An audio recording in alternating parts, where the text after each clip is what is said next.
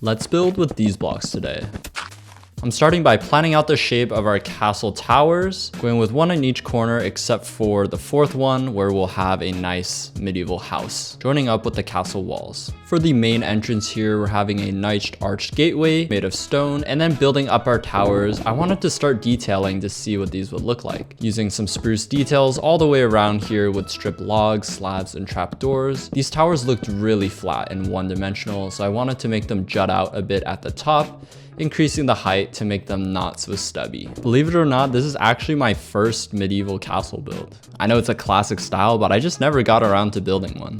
And of course, a proper medieval fort or castle needs a nice flagpole. We're going with Polish colors, or Mario colors, I guess. And I decided to move this third tower back a bit just because of how thick these towers are starting to look, just to give things a bit more space, and decided to give this one a bit more height as well.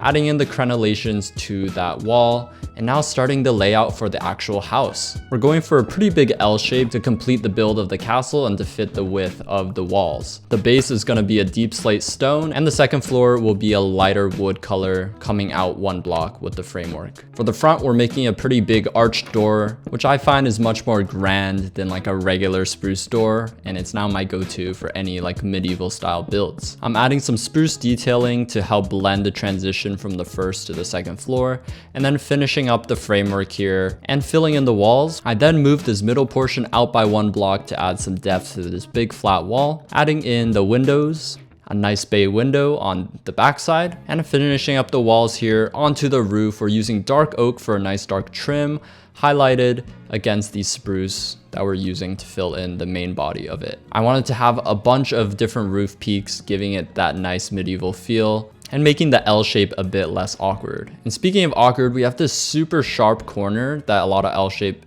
houses have, and I decided to break it up with a chimney. That way the line is not as harsh when you're looking at it, which we'll come back to later, but adding a few more sloping roof bits to make the roof a lot more cohesive. This is what we're working with now on the outside, and bam, textured. That's the power of World Edit. I usually like to go in by hand because I like to texture layer by layer, starting with the darkest block being tough at the bottom. So I used a randomizer command and then fixed it by hand in this case, adding in some of those spruce detailings on the side and using fences hanging down to kind of simulate rope or like broken wooden bits to show some age.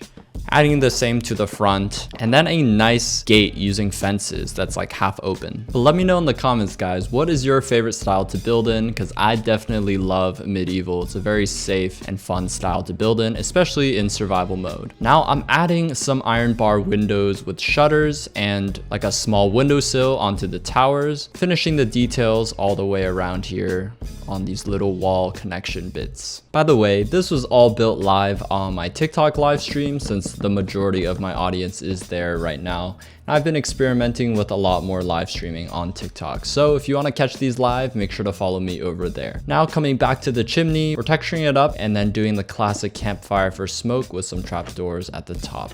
Adding in some shutters and windowsills to these windows as well, and my classic flower box design here, which I love oh so much.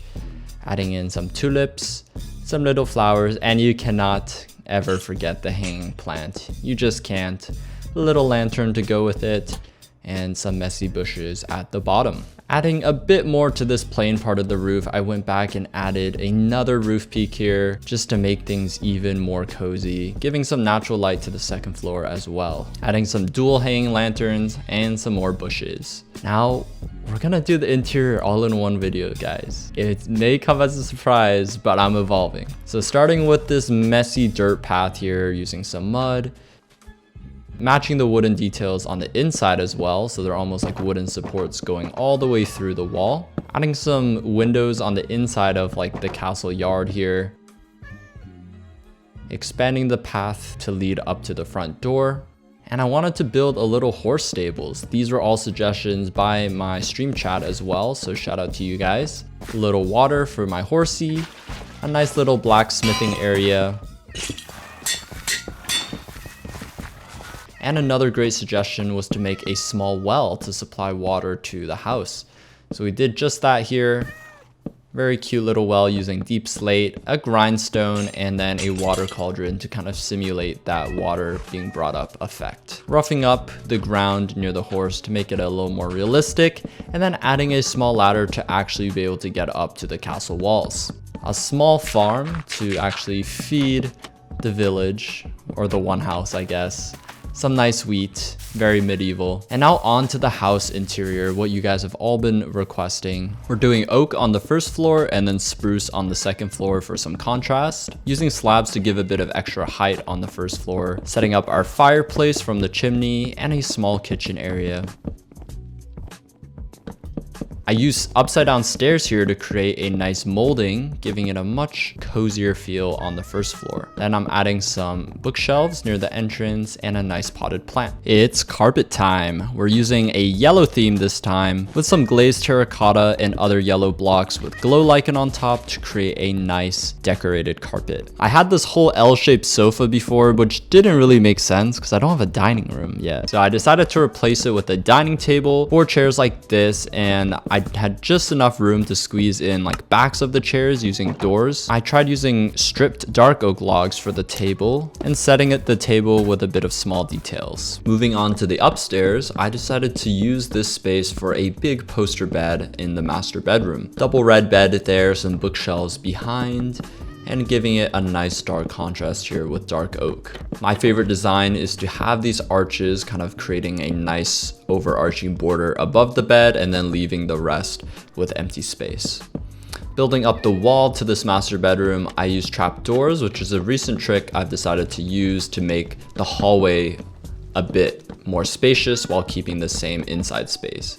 So trapdoor walls on both sides, and this is the little bedroom here with a single bed, some nice book shelving, some overhead storage with the barrels here, a nice hanging lantern, a little desk, and just a nice quaint little bedroom here, very tight. Some decorations for the hallway, mainly storage, and we also have this little tree that I didn't show, but adding some extra stairs to act as ceiling beams in every single room here, just to make things look a lot more polished. Having it join up on a central beam in the middle of the master bedroom here. Just makes the roof look a lot more finished and nice from the inside.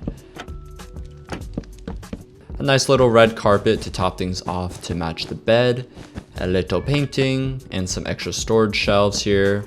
And that brings us to the end of our interior. Here's a tour of everything we've built today. We've got our wonderful little castle courtyard with the wheat fields and well, and our horse named Olandria.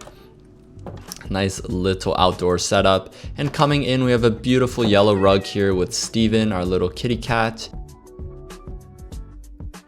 Big grand dining area here, warmed up by the stone hearth, and a nice cozy little kitchen.